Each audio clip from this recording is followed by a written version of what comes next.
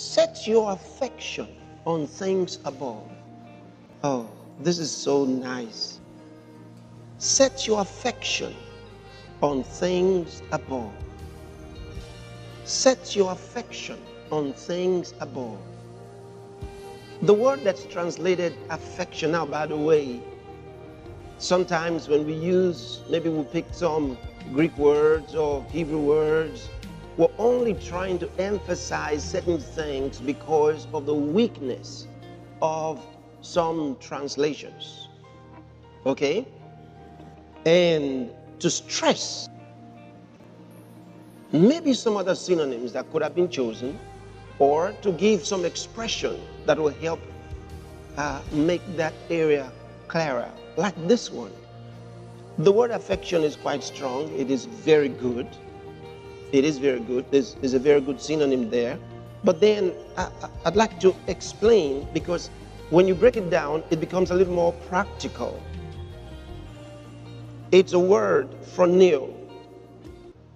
What that just means is to set your mind, your thinking.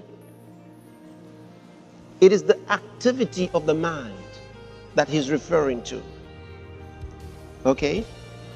He's talking about how your mind works. It comes from two words. Two words. One meaning to rein in. You know, like you say, I've got to rein this fellow in. That means bring him under control. Okay? And then he also says, there's another word, a second word, which means to block in or fence in. Now, what that means is that it's a play of your mind. When it says set your affections on things above, it means you've got to have a control on your mind and set your thinking. Say, I can think of these things and refuse to think of these other things. So he's telling us how to put our minds to action through our thinking process. You know, the things you think about are the things that will control your actions. For example, there are certain habits that you might have in your life, and you find it difficult to put away those habits.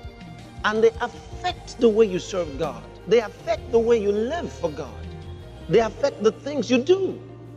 They reduce your effectiveness and efficiency.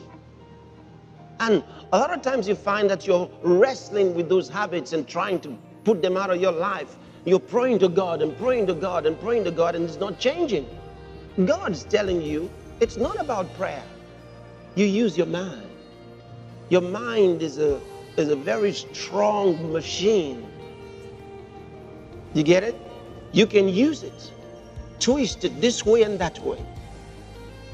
The exercise of the mind through conscious thought.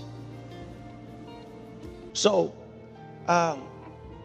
you've got to practice it. For example, the same thoughts come to you again, and you know, I don't want to think about this. I switch my mind to some other thoughts.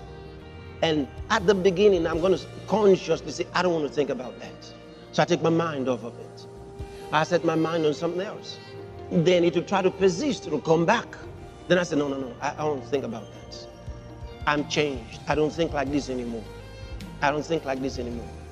And then it tries to creep in again. No, I'm not going to think like this. So you've resisted it. James chapter 4 verse 7 says, resist the devil and he will flee from you.